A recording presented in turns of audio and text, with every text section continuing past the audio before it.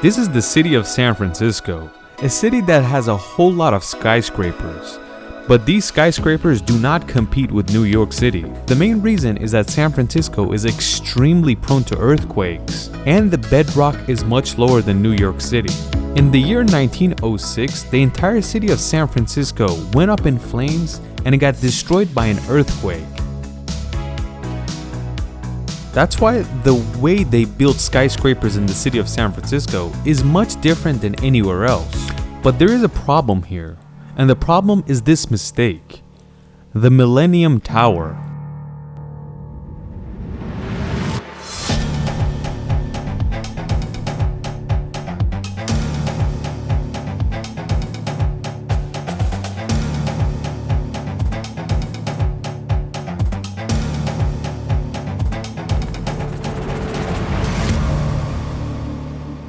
The Millennium Tower is 58 stories, and it's the tallest residential building in all of San Francisco. Inside this building, you can find 419 luxurious condos.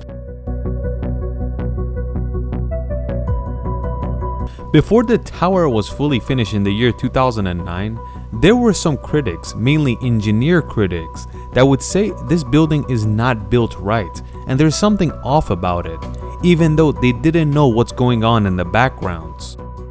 You have to know that skyscrapers are extremely heavy. If you look at a normal house that's one story, each square meter of it has about 500 kilograms sitting on top of it. But when you look at the Millennium Tower, you have to multiply that number by 110.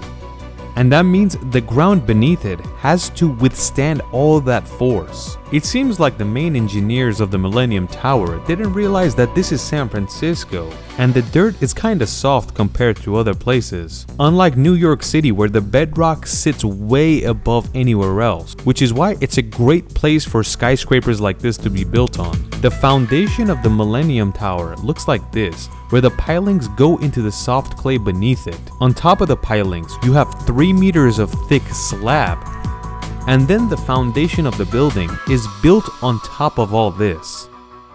It seems like the Millennium Tower foundation is very engineered, and 10 other skyscrapers in San Francisco were built the same exact way. But it seems like the location of the Millennium Tower is completely different. The engineers should have checked, and they should have known before they broke ground. When they were questioned what will happen to the foundation of this building if it's built incorrectly, they said this is built perfectly fine, and throughout its lifetime, which could be a century, it will sink only 4 to 6 inches. But before the building was finished in 2009, it had already sunk more than 10 inches. When a building like this has to go up, they first have to remove all the soft dirt underneath it. Layer after layer, remove it and keep on compacting. You're basically removing the water from the dirt underneath it and making it harder and harder. After they remove the water of the foundation, then they can start doing the pile drives. The news about how this building is sinking slowly did not see the light of day because the engineers could not afford that. There were more than 400 luxurious condos in here that needed to be sold, and they couldn't risk that news getting out. They swept the news under the rug for so long that it took 7 years to see light of day. Then they realized that the Millennium Tower is slowly sinking. In the year 2016, when the news got out that the Millennium is sinking, it had sunk 16 inches or 41 centimeters, more than 3 times the original estimate throughout the building's lifetime, not when it's not even 10 years old yet. But the worst of all is when the news got out in 2016, there was 2 terrible news. Not only was the Millennium sinking, but it wasn't sinking equally. So it was actually tilting towards one direction. After this news got out, they wouldn't refer to the Millennium Tower as the Millennium Tower. They would refer to it as the Leaning Tower of San Francisco, kind of like the Tower of Pisa.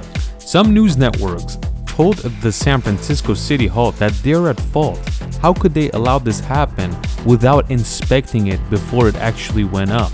The most amount of money lost were the people that bought houses inside the structure, because maybe they paid $5 million for a house, but nobody was willing to pay that amount or nothing close to it, so it wasn't worth selling it. It's true that the building company behind it is at fault, but this is all gonna take some time before it actually gets resolved. But either way, every single buyer sued the builder, but the suing didn't stop there, because the skyscrapers right next to the Millennium Tower sued as well. And it was because of safety on how a dangerous building is built right next to us, and it puts us at danger too. Eventually, years later in the year 2020, the courts came out with a word and the case was resolved. First of all, the building company has to give all the buyers that lost money on their property. Like for example, if they paid $5 million and it was worth $2 million now, they were supposed to get $3 million for that loss. And also, the company behind the Millennium Tower has to fix everything wrong with the building. The problem or the lawsuit between the skyscrapers right next to the Millennium didn't come to the public, so we don't really know what happened. But how are they gonna fix the problem with the Millennium? The main idea was to put more pile drives into the foundation of the building and make it stronger. But they slowly realized that this is gonna cost more than $500 million, more than the cost of the entire building. So they had to scrap it. And of course, it's going to be extremely costly to put pile drives into a building that has already gone up. If you wanted to do this while the building was not built, it was much cheaper. Eventually, they decided in the corner that the building is tilting, they were going to put more than 75-meter pile drives into the bedrock. And then after, when this pile is inside the bedrock, they could add a jack to it and jack up the tilted side building, straightening it out. In May 2021, when they were pile driving this thing into the bedrock of San Francisco, they realized that the Millennium building is sinking even more because of the vibration of the machines being used. They spent more than $100 million on this project and actually fixed the problem of it tilting and sinking. But the buyers still don't trust the building. People don't even want to get near it, let alone inside the building. And the biggest problem is that nobody wants to buy the houses in there. If they want to buy it, they will purchase it at a huge discount. The problem with cities like this, especially San Francisco, is that each square meter of this land is different from the other. Like for example, if across the street has a skyscraper, it doesn't mean your land is okay for a skyscraper as well. You have to do thorough research on your land to make sure it could be capable. So the problem wasn't the ground right here, it was actually the engineers. If they did the research to make sure this is possible, they wouldn't have spent all this money and created a building with cancer. Geologists believe that for the Millennium Tower to go up properly, each pile had to go all the way down to bedrock. This was going to cost an insane amount of money, but the building would have gone up properly without any problems for decades. That's the reason New York City is so easy to build skyscrapers on, because the bedrock is so dang close to the ground you don't have to go that deep. But that's not the case for San Francisco. For the Millennium Tower, they only went down 24 meters, while they should have gone down more than 75 meters to reach the bedrock. It would have been money well spent. Not sure if the builders were being greedy or they thought they were doing the right thing. What do you guys think? The problem is, however much you fix it, and even if you fully fix the issue of the Millennium Tower, it's still not going to be fixed. It's kind of like the 737 MAX, where a lot of people still don't trust it while everything has been resolved.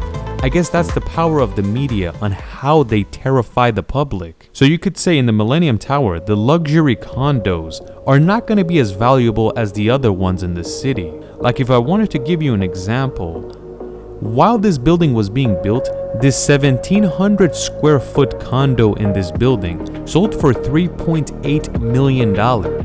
But now you could get it lower than half price at $1.75 million.